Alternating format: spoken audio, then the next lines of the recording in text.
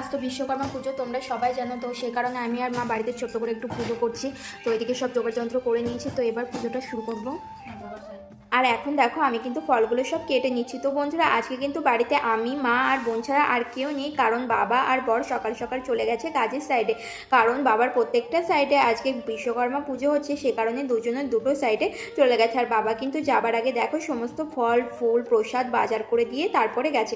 তো এই দেখো এখানে আমি সমস্ত ফলগুলো সাজিয়ে নিচ্ছি। তো আজকের পুজোটা আমি আর মা দুজন মিলেই দিচ্ছি সুন্দরভাবে। তো এই দেখো এখানে আমি সব ফলগুলোকে কেটে সুন্দর করে সাজিয়ে নিচ্ছি আর ঠাকুরকে দিয়ে দিলাম। তো বন্ধুরা আমার তো পুজো দেওয়া হয়ে গেল, আর আমার বিশ্বকর্মা পুজোটা আজ এইভাবেই কাটলো। তোমাদের কেমনভাবে কাটলো আমাকে কিন্তু কমেন্ট করে জানাতে ভুলো না। আর এই দেখো এখন আমি প্রসাদগুলো সব সাজিয়ে নিচ্ছি থালায়, কারণ আমাদের প্রতিবেশী কয়েকটা বাচ্চা আছে, তো আমি তাদেরকে প্রসাদ খাওয়ার জন্য ডেকেছি। তো এই দেখো তারা সবাই এসছে, তো ওরা এখন খাচ্ছে। আর এই দেখো বলতে বলতে বড়ও চলে এসছে, তো আমি বরকেও প্রসাদ দিয়ে দিলাম। তো বন্ধুরা আজকের জন্য ভিডিওটা